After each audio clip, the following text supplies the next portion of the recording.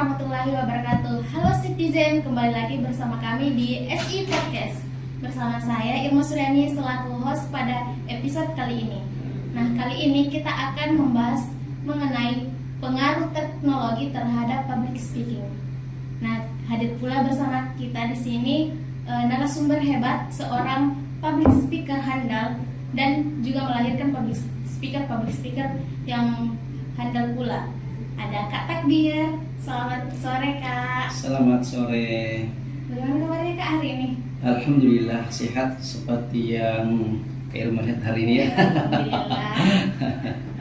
Mungkin bisa diceritain kepada teman-teman Citizen dulu Kak, sebenarnya Kak Takdir ini siapa dan apa saja kesibukannya akhir-akhir ini Kak? Oke, baik. Baik, bismillahirrahmanirrahim. Assalamualaikum warahmatullahi wabarakatuh. Para pemirsa dimanapun Anda berada yang menonton channel ini, alhamdulillah pada kesempatan kali ini terima kasih Kak Irma telah mengundang saya untuk hadir berbagi ilmu pengetahuan di tempat ini. Namun sebelumnya izinkan saya memperkenalkan diri. Ya, saya Takdir Khair, teman-teman atau ada yang masih biasa panggil saya Kak Takdir. Kemudian aktivitas saya sebagai salah satu tenaga pengajar di UIN Alauddin Makassar. Dan di luar saya aktif di beberapa lembaga, terutama lembaga public speaking. Saya aktif di Syllabus Public Speaking, dan Syllabus Public Speaking ini sudah berdiri sejak 5 tahun yang lalu, dan di situ kita belajar banyak tentang public speaking. Yang kedua juga saya aktif di kampus Kafi Halidir Multiple School. Di situ juga saya dan teman-teman belajar dan sharing tentang bagaimana menjadi public speaker yang hebat di era konseptual ini dan era modern saat ini. Gitu kan, Nur? Iya. Wah, luar biasa sekali ya kegiatan-kegiatan kesehariannya Kak Takdir ini. Nah, mungkin bisa diceritain Kak bagaimana awal mulanya Kak Takdir menyukai public speaking? Oke, baik, terima kasih. Jadi awal mula saya menyukai public speaking itu sebenarnya sejak saya mahasiswa ya, Kak Guru, sejak saya mahasiswa. Kenapa? Ketika saya menjadi mahasiswa baru pada saat itu tahun 2010 ya, 2010 saya senang dengan kegiatan-kegiatan organisasi ekstrakurikuler. Ya, banyak kegiatan-kegiatan ekstra yang tentu saya meyakini bahwa ini sangat menunjang pengalaman saya dan tentunya juga menunjang masa depan saya. Tetapi satu hal yang perlu kita pahami ketika berorganisasi itu adalah tentu bagaimana kita bisa melatih kecakapan berkomunikasi, ya, berkomunikasi. Nah, pada saat itu ketika saya mengikuti satu materi di salah satu organisasi saya ikuti, saya mengikuti satu materi itu retorika, teknologi dan negosiasi. Dan disitulah sebenarnya kunci keberhasilan seorang public speaker, terutama dalam hal menjadi leader ya, pemimpin. Nah, misalnya Kak Irma ketika ingin menjadi pemimpin, menjadi orang hebat, tidak bisa kita menjadi orang hebat kalau komunikasi kita itu belum lancar. Ya, jadi saya menyukai itu sejak saya masih S1. Lalu kemudian saya lanjut S2. Ya, lanjut S2 di Jakarta pada saat itu di Universitas Hidayatullah Jakarta, dan saya menemukan satu komunitas, satu lembaga atau satu kampus yang mengajarkan saya tentang public speaking, yaitu Kafi Motivator School di Jakarta. Di situ saya mulai menggeluti ilmu public speaking. Nah, saya kan jadi jurusan pendidikan agama Islam. Ya, banyak teman-teman bertanya, gimana sih Takdir kok bisa membuat sekolah public speaking? Kok Takdir bisa mengajarkan public speaking kan? Gimana nyambungnya kan? Nah, dia dari jurusan pendidikan agama Islam. Nah, disitulah uniknya bahwa kita belajar itu, ya kalau misalnya Kak Irma jurusan apa Kak Irma? Sistem informasi. Ketika Kak Irma hebat dia bilang sistem informasi, itu biasa, kan itu bidang ya kan. Kalau misalnya saya Takdir sebagai menggeluti bidang pendidikan agama Islam, kalau saya ahli misalnya atau bisa mengkaji tentang pendidikan agama Islam, itu biasa, karena itu bidang saya. Tapi ketika saya bisa mampu bergelut di bidang public speaking, bisa bergelut di bidang ekonomi misalnya kan, kepemimpinan, itu hal yang luar biasa. Dan memang kita harus menambah banyak wawasan-wawasan keilmuan kita. Jadi kalau berbicara tentang kapan mulainya, saya mulai tertarik dalam dunia public speaking itu pada saat saya menjadi mahasiswa baru. Cuman waktu itu belum ada wadah yang saya tempati belajar, sehingga terus menerus kemudian saya berproses di organisasi, lalu kemudian mencari wadah dan menemukan wadah yang tepat untuk saya belajar public speaking. Dan di situ Kak Irma saya mendapatkan certified public speaking mastery di situ. Saya belajar 3 tahun, ya seperti itu. Biasa Kak. Oke, saya pernah dengar nih Kak terkait public speaking itu. Ada sebagian orang yang merasa public speaking atau berbicara di depan umum itu adalah suatu ketakutan. Nah, selain itu ada sebagian orang yang menganggap dan merasakan bahwasanya berbicara di depan umum itu menyenangkan dan bahkan menjadi candu bagi dia karena sudah sering melakukan. Menurut Kak Takdir bagaimana terkait menyikapi kedua orang yang berbeda ini? Iya. Kalau saya sih sebenarnya berbicara di depan umum itu hal yang saya senangi. Ya kalau Kak Irma mengatakan tadi candu, oke. Karena saya sudah senang dengan dunia saya berpublic speaking, berbicara di depan umum. Bahkan saya ketika melihat mic, ya itu saya senang dekat. Untuk apa? Ya minimal biasanya kalau ada tempat acara, ada forum-forum, ada mic-nya, saya sengaja dekat dengan mic. Kalau misalnya disuruh moderator, oke siap, disuruh MC juga bisa. Ada masjid, ada mic-nya, belum ada imam, saya juga dekat dengan mic. Bisa imam, bisa ceramah kan, seperti itu. Nah, memang ketika orang mengatakan public speaking itu hal yang sulit, itu bagi mereka yang belum mendalami ilmunya. Tetapi ketika kita sudah mendalami ilmu public speaking, saya kira itu tidak ada masalah. Misalnya Kak Irma, coba Kak Irma yang menjadi ketakutan ketika orang berbicara itu biasanya apa yang membuat dia takut? Takut salah. Takut salah. Ya, kalau kita takut salah, kapan sih kita mau benar? Ya kan? Dan ketika kita salah, itu wajar. Kalau ada orang mau berbicara tidak mau salah, dia tidak tahu esensinya manusia. Karena manusia itu tempatnya salah. Ya, ada kaidah mengatakan al-insanu makhluk khata wa nisyan. Ya, manusia itu tempatnya salah. Jadi ketika kita berbicara salah, itu biasa. Kalau tidak pernah salah, nanti jadi malaikat loh. Ya, jadi jangan takut salah. Bagi para penonton, ada di mahasiswa khususnya, ketika kita ingin berbicara di depan umum, jangan pernah takut salah. Ya, karena kesalahan itulah yang mengajarkan kita sebuah kebenaran. Nah, seperti itu ya. Nah. Tadi kan Kak Takdir bilang melihat mic itu senang. Iya, betul. Ya. Terus bagaimana caranya kita supaya bisa melihat mic, menghilangkan ketakutan nggak melihat mic, lihat senang, mau bicara di depan mic, gitu. Bagaimana caranya menghilangkan ketakutannya? Pertama, cintailah mic itu. Mic itu apa? Pengeras suara, pelenting suara kan? Ya, saya termasuk orang tidak konsentrasi, kurang semangat ketika berbicara tanpa mic. Apalagi kalau misalnya bawa materi, pesertanya banyak, lalu kemudian suara kita kecil tanpa ada pelenting suara, pengeras suara itu kurang maksimal. Maka mic itu, apalagi kalau mic-nya sudah di-setel dengan standar mic yang betul-betul bagus, menjadi pelenting suara. Nah, untuk menjadikan mic ini sebagai alat dan kita bisa senang dengan mic, maka sendirilah bergelut dengan mic. Contoh Kak Irma, ini ping saya pakai ini kan berlambang mic ini, berbentuk mic. Artinya apa? Saya cinta dengan mic. Mic itu dibentuk dengan kita tampil di depan orang banyak. Ya, kita tampil di orang banyak itu bukan berarti kita hebat, tapi kita ingin berbagi informasi. Ya, samanya seperti ini kita di podcast ini kan, ya ada mic. Saya senang dengan mic, makanya tadi saya tanya, ini yang mic-nya yang kita pakai kan? Nah, ini makanya saya coba dekat dengan mic. Karena ternyata para penonton, ada di mahasiswa yang khususnya yang menonton ini, ternyata mic ini juga kita belajar public speaking itu ada ilmunya Kak Irma. Jadi mic bukan sembarang mic loh. Contoh yang sangat sederhana, mic itu ada ilmunya. Kami di Silabus Public Speaking, kami belajar di sana, mic itu dipelajari. Misalnya ada orang kan pegang mic, sebelum dia tes, dia pukul dulu, ya kan? Tok tok tok. Padahal itu dalam ilmu komunikasi, dalam ilmu public speaking itu tidak boleh dipukul mic. Pertama, mic ini kenapa dipukul? Tidak ada salahnya. Iya, kasihan. Iya kan? Ya. Yang kedua Kak Irma, kalau mic ini dipukul, di dalam mic ini ada kan kabel kecil kan? Kabel kecil itu kapan dipukul sama bisa dipukul, itu bisa rusak, putus, dan kalau putus nggak bisa berfungsi. Maka cara ngetes mic yang kami pelajari itu cukup dengan cek satu cek. Nah, seperti itu, nggak usah dipukul, apalagi ditiup. Itu bukan balon, yang ditiup itu balon. Mic itu nggak usah ditiup, nggak usah dipukul. Dan mic ini ketika kita belajar public speak ini ada ilmu tertentu, termasuk cara memegang mic.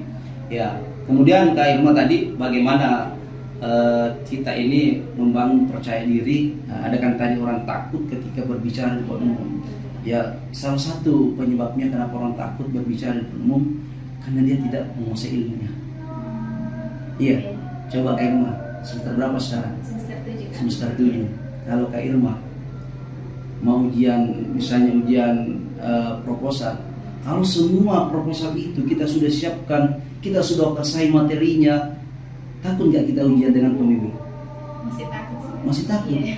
Tambah lagi, pelajari lagi. Kalau sudah dikuasai, kira-kira masih takut nggak? Enggak lah. Tapi kalau kita tidak menguasainya, Iya. tidak tahu apa isinya, itu yang membuat kita takut. Iya, Pada dasarnya semuanya harus butuh ilmu. butuh ilmunya. Ini yang penting. Jadi public speaking itu ada ilmunya. Kalau kata agama kita, jangan kau melakukan sesuatu kalau tidak ada ilmunya. Siapa yang melakukan satu amalan atau aktivitas tidak ada ilmunya, apa yang terjadi? Hancur kan? Hancur. Iya. Kalau orang ekonomi, ya kasihlah orang ekonomi. Ya, kalau orang matematika kasih matematika. Ya, anak olahraga kasihlah bidangnya. Iya. Tetapi bukan berarti kita hanya bisa satu bidang. Kita ini bisa menjadi multi talent dengan cara apa? Tidak ada cara lain kecuali belajar, belajar, belajar dan belajar. Nah, seperti itu kayak. Luar biasa. Menurut Kak Takdir, hal mendasar apa yang harus dipersiapkan untuk menjadi seorang public speaker? Iya. Pertama, hal yang perlu kita siapkan untuk menjadi public speaker adalah siapkan kita punya mental. Itu dulu, mental dulu. Kan orang kan biasanya takut salah, ya, takut dilihat banyak orang, Kritik. takut dikritik, ya. Padahal kritik itu disitulah tempat kita belajar, ya. Apalagi ketika kita belajar public speaking, salah itu nggak ada masalah karena kita belajar. Iya, betul. Iya, maka pertama siapkan dulu mental kita. Siapkan mental kita. Ya, mental apa yang harus kita persiapkan? Mental yang positif. Jangan mental blok. Satu kali dikritik, nggak mau mak deh. Salah kan? Ketawai kan? Iya. Nah, jadi harus mental positif. Kalau saya salah satu kali, saya akan perbaiki. Kalau saya salah, saya selalu perbaiki. Nah, maka itulah mental dulu harus diperbaiki. Mental positif.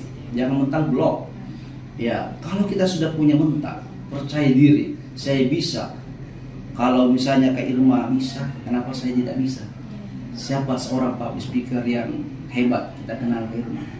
Saya suka seringan kita. Biasa sama kita kan. Iya. Apa bedanya dengan kita?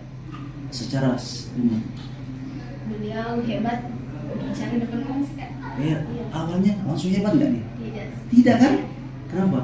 Dia bisa hebat karena Belajar. belajar. Iya. Maka Kak Irma juga pun bisa. Bisa, siapapun kita bisa. Ya, siapapun kita pasti bisa. Lakukan terus menerus. Nah, kuncinya latihan, kunci public speaking itu adalah latihan, latihan, lagi-lagi latihan. Banyak latihan. Iya, berbanyak latihan. Kalau saya itu istilahnya belajar sambil mengajar, latihan sambil pelatihan. Ya, jadi public speaking itu bisa kita pelajari. Tidak ada orang tidak bisa. Semua bisa, yang penting dia mau belajar. Itu intinya. Kemudian Kuncinya mau belajar. Belajar dan belajar. Jadi selain mental kita harus percaya diri, Iya. ya kita harus juga mental pembelajar. Iya. Ya, selalu belajar. Jadi kalau misalnya kita mau ahli dalam public speaking, maka belajar. Cari kita tempat, banyak sih tempat-tempat. Ada yang lewat online, Ya, betul. ada yang secara offline. Silakan kita cari. Banyak sekali di Makassar ini, banyak sekali tempat kita untuk belajar public speaking. Apalagi di sosial media banyak sekali. Tinggal kita mau nggak belajar. Banyak orang mau pintar public speaking, tapi tidak mau belajar kan? Iya, tidak Itu baik susahnya. mau belajar. Itu susahnya dia, nggak bisa. Nah, setelah itu, ya pertama tadi mental apa tadi? Mental positif, harus punya mental. Yang kedua mau belajar. Yang ketiga, lakukan secara terus menerus. Latihan. Kalau misalnya seorang pemain bola bisa hebat, bisa pemain nasional, internasional, kenapa bisa? Apa yang dilakukan? Latihan. Ya, jadi latihan terus. Orang latihan pun belum tentu, apalagi kalau tidak. Maka latihan yang terbaik adalah latihan secara kontinu, terus menerus. Seperti yang saat kita lakukan ini kayak ini kita ini lagi latihan kan? Secara tidak langsung kita latihan. Ya, dan orang latihan itu Kalau dia sadar dengan latihan, maka dia tidak mau sama saja ada hari kemarin. Maka orang yang terbaik itu adalah orang yang hari ini lebih baik daripada hari kemarin. Tapi untuk menjadi yang terbaik hari ini, pasti kita belajar dari hari kemarin. Ya, seperti itu. Ya. Nah, sekarang ini kan perkembangan teknologi Kak sangat luar biasa. Iya, betul. Hampir mencakup seluruh bidang. Iya. Nah, menurut Kak Takdir, apa pengaruh teknologi terhadap public speaking? Apakah perkembangan teknologi ini memberikan pengaruh positif atau bahkan memberikan negatif? Iya. Bukan memberikan, tapi sangat memberikan pengaruh. Bukan mempengaruhi, tapi sangat memberikan pengaruh positif dalam perkembangan. Ya, coba kita lihat misalnya perkembangan peradaban dari masa ke masa. Saya ingin mengutip pendapat salah seorang tokoh, ya, menurut Alvin. Dia mengatakan bahwa perkembangan itu dari masa ke masa itu secara garis besarnya ada 3. Yang pertama, era agraria. Era agraria itu era zaman dahulu kan, era pertanian, orang menggarap langsung tanah sawah kan, itu era agraria. Nah, kemudian di era industri. Era industri sudah lewat juga kan, era industri. Yang ketiga ini saat ini era apa? Era modern, era milenial, ya, era konseptual. Nah, ada ungkapan mengatakan kalau kau tidak mampu beradaptasi dengan zamanmu, maka engkau akan tergilas oleh zaman. Setiap orang ada masanya, setiap masa ada orangnya. Jadi kita nggak boleh lagi seperti zaman agraria. Ya, kita harus zaman milenial. Nah, saya sering ketika mengajar di kelas, saya sengaja ketika mengajar itu ke Irma, saya selalu siapkan LCD, siapkan laptop, siapkan pointer, ya, dan saya berikan mahasiswa untuk mengaplikasikannya. Ternyata menurut survei saya di pengalaman saya itu, masih banyak mahasiswa belum bisa mengaplikasikan teknologi itu tadi. Tapi kalau seperti ini kasihan kan? Hidup di era milenial, tetapi mindsetnya masih mindset kolonial. Bahaya. Iya kan? Iya. Ya, jadi biasa saya ini canda tapi kadang-kadang menjadi serius. Ya, orang-orang tua dulu itu yang orang-orang tahun 50-60-an itu saya beri istilah itu orang kolonial. Masa kolonial, masa lama kan? Nah, sekarang ini di era 2000-an ke atas ini itu sama milenial. Tetapi banyak orang hidup di masa milenial tapi mindsetnya mindset kolonial. Itulah pentingnya kita beradaptasi dengan kondisi. Maka ketika kita ingin sukses, apapun profesi kita hari, tidak apapun kegiatan kita harus bersinergi dengan media, teknologi, harus menggunakan teknologi. Dulu ketika guru mengajar masih menggunakan papan tulis, menggunakan kapur, ya kan, kapur, tulis. Jadi membutuhkan waktu yang lama. Sekarang tidak usah lagi, ada LCD, ya kan? Ada proyektor langsung tancap, tidak usah kita lagi menulis. Dulu orang menggambar, sekarang tidak usah, tinggal tancapkan gambarnya, bisa lebih efisien. Sekarang ini di era global ini, era konseptual ini, kita harus serba cepat. Ya, tidak boleh lagi kita terlambat, kita harus serba cepat. Ya, di handphone ini sering saya katakan, sini adalah dunia. Maka istilah orang dunia dalam genggaman, ini tadi maksud. Apa yang kita cari di handphone tidak ada. Ada semua kan? Informasi. Yang penting ada kota tak.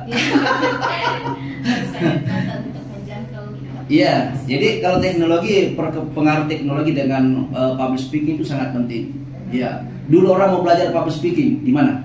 Sulit kan? Sekarang dengan adanya teknologi, ada Zoom, ya kan? Ada pembelajaran jarak jauh, orang bisa belajar di mana-mana. Saya di Makassar, saya belajar public speaking di Jakarta. Kalau dulu harus pergi ke Jakarta kan?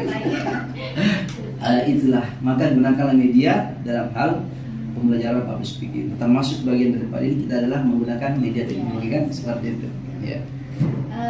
Kalau kakak sendiri, apa media apa yang pernah yang sudah digunakan untuk upgrade skill public speakingnya kak? Iya, media itu kan banyak ya, banyak. Jadi media yang pada umumnya yang sering kami gunakan itu ya media media channel YouTube, TikTok, sosial media itu kan bagian dari media kan. Kemudian seperti ini kan bagian daripada media, podcast seperti ini kan. Kemudian media-media yang lain, misalnya ketika kita belajar yang menggunakan proyektor itu bagian daripada media. Ya, tetapi ketika kita ingin berbicara tentang mengkhususkan kepada public speaking, tentu media yang paling tepat adalah media yang bisa mengantarkan kita untuk lebih mendalami ilmu public speaking. Contoh, ketika kita belajar, kapan bisa kita tahu salah tidaknya? Maka gunakanlah media. Kita dulu di video, itu kan media ya? Di video, kemudian nanti kita lihat dari presentasi kita, dari tayangan-tayangan yang sudah kita buat, itu kita bisa mengkritik diri kita. Oh, ini yang salah, ini yang salah. Itu kan dari bagian daripada penggunaan media.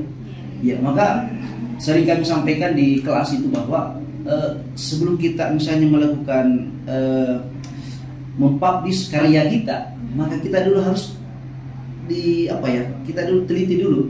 Ya, istilahnya kita saring dulu sebelum di share. Nah, seperti itu. Karena jangan sampai yang kita produksi itu masih banyak hal-hal yang kurang, masih banyak hal yang salah. Tetapi kita juga tidak boleh menunggu bahwa harus sempurna baru kita mau menggunakan media untuk misalnya menyampaikan ilmu tentang public speaking. Kalau misalnya kita mau menunggu sempurna, kapan? Nah, kalau ada orang menunggu sempurna, dia tidak sadari kalau manusia tidak ada yang sempurna.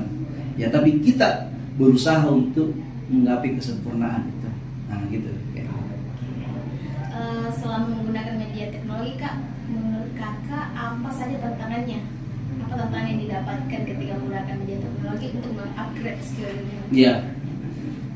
Tentu ada peluang dan tantangan ya. Ya. Nggak usah diri saya cerita.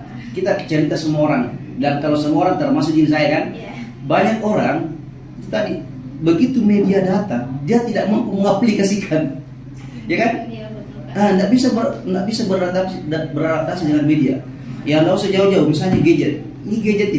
Ini banyak sekali media-media yang bisa kita gunakan dalam hal untuk berpublic speaking atau berkomunikasi. Nah, pemirsa, kita harus tahu dulu apa sih tujuannya itu public speaking. Public speaking, ya, dalam public speaking ada komunikasi. Komunikasi itu adalah satu aktivitas yang mengirim informasi ya dari pengirim kepada penerima. Ya, komunikator ke komunikan.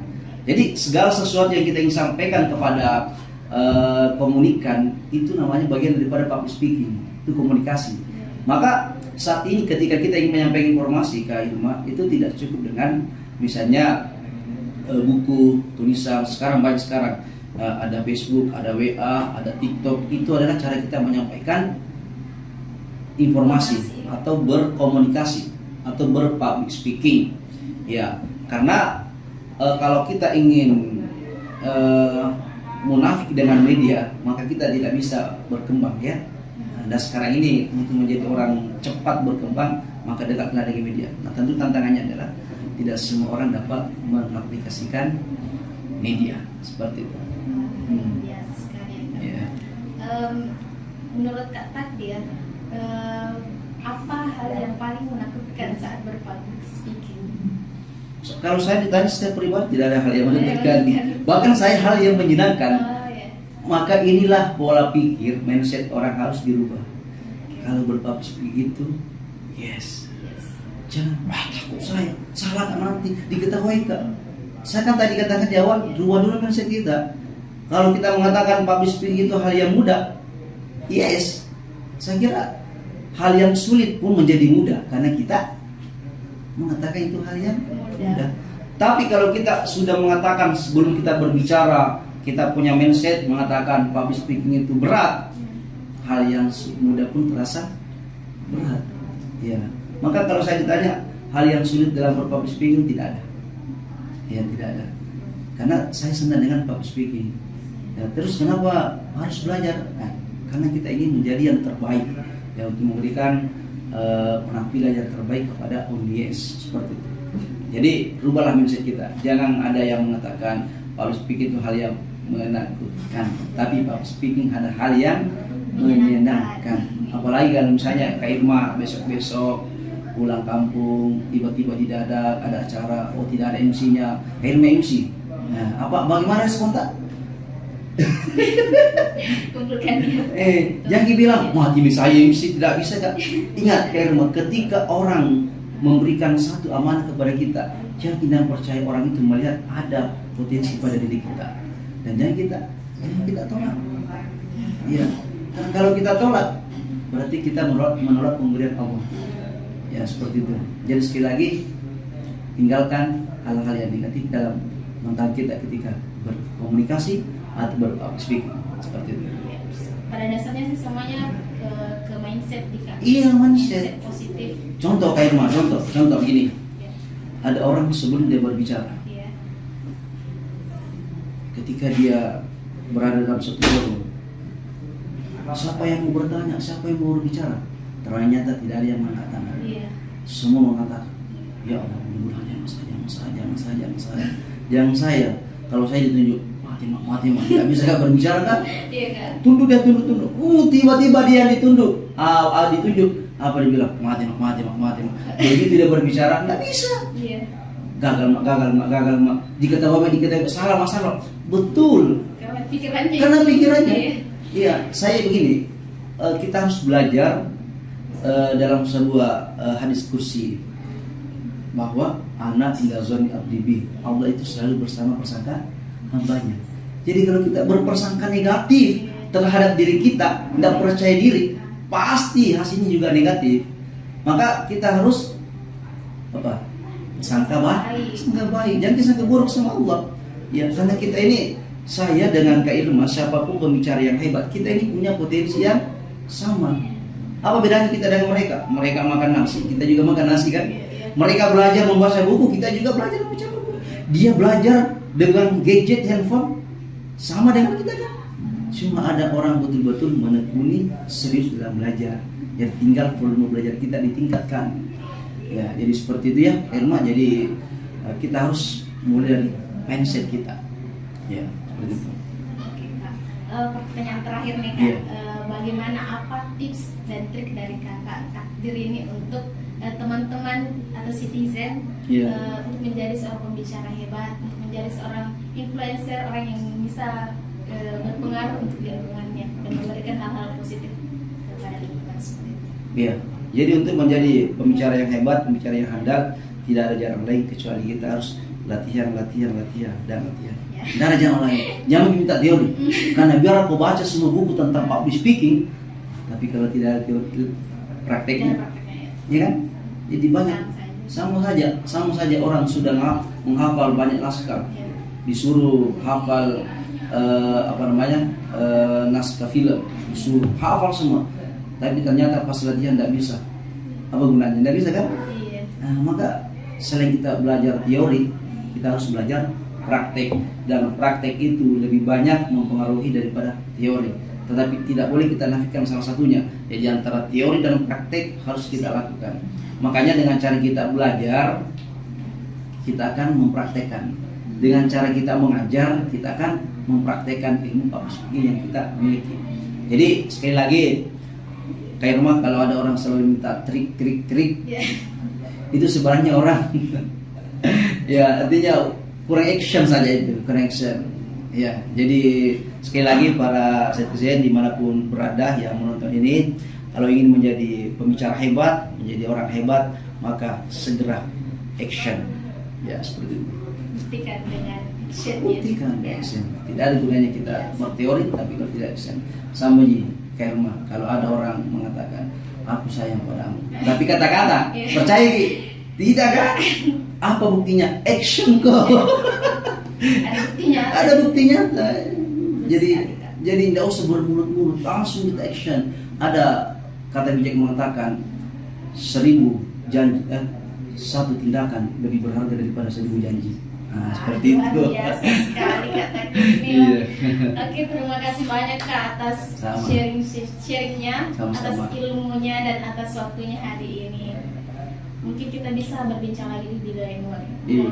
Insyaallah. Nah, demikianlah para citizen bincang singkat kita kali ini bersama Kak Takdir membahas mengenai pengaruh teknologi terhadap public speaking. Kita nantikan di episode selanjutnya SI Podcast. Jangan lupa like, subscribe, komen, dan share. Dan sampai jumpa lagi di SI Podcast selanjutnya. Saya Irma Suryani pamit undur diri dan Kak Takdir selaku narasumber. Wassalamualaikum warahmatullahi wabarakatuh. Waalaikumsalam warahmatullahi wabarakatuh.